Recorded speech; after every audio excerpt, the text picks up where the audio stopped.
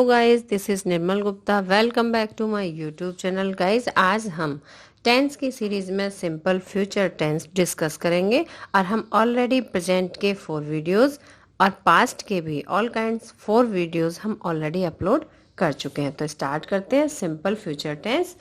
और friends, start करने से पहले एक बार फिर से इट्स माई हम्बल रिक्वेस्ट कि जिन्होंने अभी तक मेरे चैनल को सब्सक्राइब नहीं किया है वो सब्सक्राइब करें और बेल आइकन को टच करें, जिससे आने वाले सभी वीडियोस का अलर्ट आपको रेगुलरली मिलता रहे। तो स्टार्ट करते हैं। और फ्रेंड्स, स्टार्ट करने से पहले सबसे पहले हम पहचान देखते हैं कि किस तरह से हम सेंटेंस को पहचानेंगे कि ये फ्यूचर टेंस का ही है। वाक्य के अंत में गा, गी, गे आदि शब्द आते हैं। मीन्स कोई भी इवेंट होनी है वो फ्यूचर टाइम में होगी, अभी तक नहीं हुई है और ना पहले हुई थी। तो ये कब होगी? ये आने वाले समय में फ्यूचर टाइम में होगी। तो इसमें जो वर्ब है हेल्पिंग वर्ब वो विल का यूज करते हैं, चाहे कोई भी सब्जेक्ट हो, जैसे I, you, we, they, he, she, it, या किसी का नाम हो, कोई सा भी सिंगुलर सब्जेक्ट हो या प्लूरल सब्जेक्ट हो, सभी के साथ हम विल का यूज करते हैं। और पहले फ्रेंड्स सेल का यूज किया जाता था आई और वी के साथ, फर्स्ट प्रोनाउन के साथ में सेल का यूज किया जाता था, लेकिन अब सेल का यूज ऑब्सोलीट हो गया है। मॉडर्न इंग्लिश में विल का यूज ही किया जाता है। और कल के लिए कल की स्पेलिंग टुमारो यूज की जाती है, क्योंकि आने वाला कल है, जो फ्यूचर में आएगा वो कल के लिए स्पेलिंग टुमारो यूज की जाती है। और सिंपल फ्यूचर टेंस को ही फ्यूचर इंडेफिनिट टेंस भी कहते हैं। पहले इसे फ्यूचर इंडेफिनिट टेंस ही कहा जाता था, बट मॉडर्न इंग्लिश में इसे सिंपल फ्यूचर टेंस कहा जाता है। तो अब हम एफर्मेटिव सेंटेंस, जैसे कि हम सभी वीडियोस में करते हैं, affirmative, then negative, then interrogative और देन इंटरोगेटिव नेगेटिव, तो इस तरह से हम डिस्कस करते हैं जिससे कि कंसेप्ट बिल्कुल क्लियर हो जाए। तो स्टार्ट करते हैं एफर्मेटिव सेंटेंस। इसका स्ट्रक्चर देखते हैं। सबसे पहले subject plus will plus verb की फर्स्ट फॉर्म देन ऑब्जेक्ट। जैसे अब हम कुछ एग्जाम्पल्स के थ्रू समझेंगे कि मैं एक पत्र लिखूंगा, मैं एक पत्र लिखूंगा। अब देखिए इवेंट कब होगी? फ्यूचर में होगी, भविष्य में होगी। तो अब इसमें हमें सबसे पहले क्या यूज करना है? सब्जेक्ट। सब्जेक्ट क्या है इसमें? आई। तो I will write a letter. Subject then will then verb की फर्स्ट फॉर्म है राइट देन ऑब्जेक्ट है अ लेटर। एक और एग्जाम्पल देखते हैं। ये लड़के फुटबॉल खेलेंगे।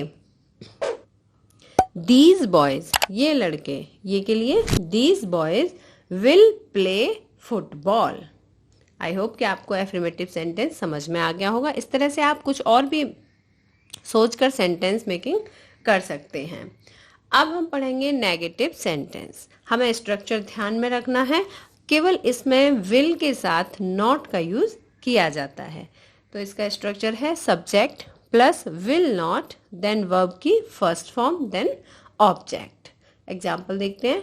मैं कल आगरा नहीं जाऊंगा। मैं कल आगरा नहीं जाऊंगा। I will not go to Agra. I will not, subject लगाया हमने आई, उसके बाद विल नॉट देन वर्ब की first form go to Agra. Agra common noun है, इसलिए ए को कैपिटल लेटर में लिखेंगे। और एफर्मेटिव और नेगेटिव सेंटेंस के लास्ट में फुल स्टॉप लगाते हैं। दूसरा एग्जाम्पल देखते हैं। तुम पुस्तक नहीं पढ़ोगे। तुम पुस्तक नहीं पढ़ोगे। तो you will not read book. तुम पुस्तक नहीं पढ़ोगे। आई होप कि नेगेटिव सेंटेंस का कंसेप्ट क्लियर हुआ है। सिर्फ इसमें विल के साथ नॉट का यूज किया जाता है। अब हम देखते हैं इंटरोगेटिव सेंटेंस। इंटरोगेटिव सेंटेंस क्या से शुरू होते हैं? यदि क्या से शुरू हो रहा है और या WH फैमिली से, तो सबसे पहले हम क्या से शुरू होने वाले सेंटेंस देखते हैं। क्या से शुरू होने पर विल, सबसे पहले हमें क्या यूज करना है? हेल्पिंग वर्ब विल का यूज करना है। Will plus subject then verb की फर्स्ट फॉर्म देन ऑब्जेक्ट। जैसे क्या वे फल खाएंगे। क्या वे फल खाएंगे। तो विल, क्या की स्पेलिंग यहां लगेगी? विल। हेल्पिंग वर्ब यूज होगी विल। दे ईट फ्रूट्स और लास्ट में क्वेश्चन मार्क भी आएगा। एक और एग्जाम्पल देखते हैं, क्या वह तुमको एक पेन देगा? क्या वह तुमको एक पेन देगा? तो क्या के लिए लगाएंगे? Will he give you a pen? Will he give you a pen? इस तरह से हम क्या से और भी सेंटेंस इमेजिन करके उनको ट्रांसलेट करके देख सकते हैं। और फ्रेंड्स, अगर आपको ट्रांसलेशन पर, अगर आपको स्टोरी राइटिंग पर बहुत अच्छी कमांड करनी है तो आपको ट्रांसलेशन के लिए, टेंसेस के लिए 10 मिनट्स पर डे देना पड़ेगा। पर डे अगर आप देखेंगे वीडियो या प्रैक्टिस करेंगे तो उससे आपकी बहुत अच्छी कमांड हो जाएगी और आपको स्टोरी मेकिंग में कोई भी प्रॉब्लम नहीं होगी। नेक्स्ट देखते हैं WH फैमिली। आई होप कि आप सभी को पता होगा W और H फैमिली से कौन कौन से वर्ड होते हैं। तो W से होते हैं हु, वॉट, व्हेन, व्हाई। इसी तरह से H से how, how much, how many. तो ये जितने भी वर्ड्स होते हैं इनसे रिलेटेड जो रूल्स हैं वो हम डिस्कस करेंगे। तो पहला रूल देखते हैं, how much, how many, whose या विच। अगर किसी सेंटेंस में ये वर्ड आते हैं तो इनसे रिलेटेड नाउन को साथ में प्रयोग किया जाता है। इसका स्ट्रक्चर देखते हैं, WH words plus related noun. जैसे सपोज कि कितना दूध, बच्चा कितना दूध पिएगा, सपोज ये सेंटेंस है तो कितना दूध, कितना के साथ में दूध वर्ड आया है तो हमें हाउ मच मिल्क, ये दोनों वर्ड एक साथ ही यूज करने हैं। तो इसमें एग्जांपल्स के थ्रू समझेंगे। WH word plus related noun plus will, helping verb है will future, simple future tense में, और फिर सब्जेक्ट देन वर्ब की फर्स्ट फॉर्म यूज करते हैं। जैसे वह कितनी पुस्तक खरीदेगा, तो कितनी पुस्तक, अब इसमें WH वाला वर्ड है कितनी और पुस्तक इससे रिलेटेड नाउन है। तो how many books will he buy, buy means खरीदना।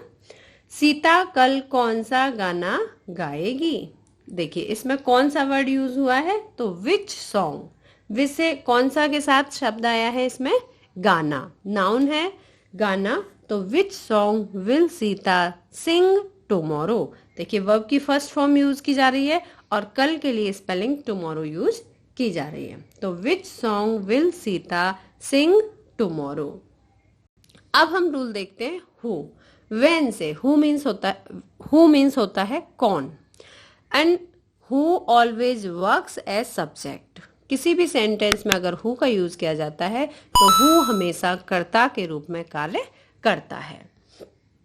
तो इसका स्ट्रक्चर देखते हैं, who plus will plus verb की फर्स्ट फॉर्म देन ऑब्जेक्ट, और लास्ट में हमें सभी इंटरोगेटिव सेंटेंस में क्वेश्चन मार्क लगाना है।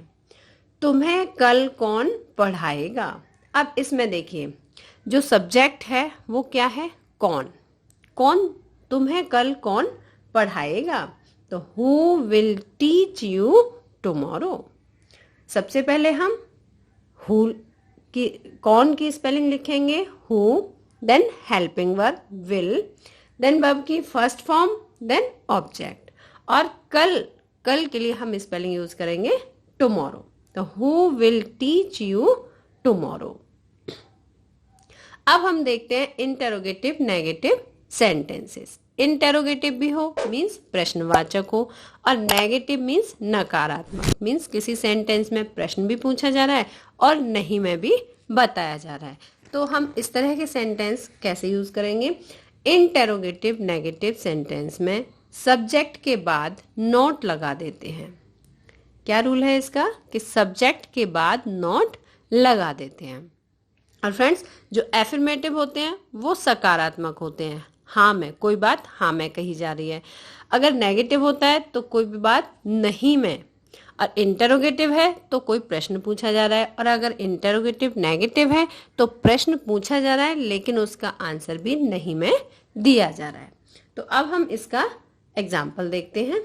क्या तुम्हारे भाई कल नहीं आएंगे, क्या तुम्हारे भाई कल नहीं आएंगे। अब देखिए इसमें क्वेश्चन पूछा जा रहा है, क्या से पूछा जा रहा है, क्या तुम्हारे भाई, अब आंसर भी दिया रहा है क्या तुम्हारे भाई कल नहीं आएंगे, तो नकारात्मक प्रश्न पूछा जा रहा है, तो इसे हम ट्रांसलेट करेंगे क्या। क्या के लिए हम लगाएंगे will your brother not come tomorrow. अब हमें इसमें क्या देखना था, नेगेटिव कैसे बनाइए। हमने जो इंटरोगेटिव सेंटेंस है उसमें सब्जेक्ट के बाद नॉट का यूज करना है। तो will your brother not come tomorrow. Friends, I hope कि आपको सभी सेंटेंसेस समझ में आए होंगे। और एक बार फिर से जो लोग फर्स्ट टाइम मेरे चैनल को देख रहे हैं, मेरे वीडियो को देख रहे हैं, वो सब्सक्राइब जरूर करें और बेल आइकन को भी टच करें, जिससे आने वाले सभी वीडियोस का अलर्ट उन्हें रेगुलरली मिलता रहे। तो नेक्स्ट एग्जांपल देखते हैं। कल स्कूल कौन नहीं आएगा। कल स्कूल कौन नहीं आएगा। अब इसमें देखिए, इसमें हम क्या करेंगे, इसमें सब्जेक्ट क्या है, कौन। हमने अभी पढ़ा था कि जो हु है, हु शब्द हमेशा सब्जेक्ट के रूप में यूज किया जाता है, लेकिन इसमें हम सब्जेक्ट के साथ नॉट का यूज नहीं करेंगे। इसमें हम किस तरह से करेंगे, जैसे एफर्मेटिव सेंटेंस में किया गया था कि सबसे पहले subject plus helping verb then not. इसका ट्रांसलेशन बनेगा who will not come school tomorrow. Who will not come school tomorrow. क्योंकि यहाँ पर कौन सब्जेक्ट के रूप में काम कर रहा है, तो जिस सेंटेंस में कौन सब आता है उसे हम उसे हम नेगेटिव सेंटेंस की तरह बना देते हैं। इसे हम एफर्मेटिव नेगेटिव, एफर्मेटिव मतलब जो एफर्मेटिव का स्ट्रक्चर था, जैसे subject then verb then object, और नेगेटिव का क्या था, affirmative subject then will not then verb की फर्स्ट फॉर्म देन ऑब्जेक्ट। तो इस तरह से इस सेंटेंस को बनाएंगे कि who will not come school tomorrow.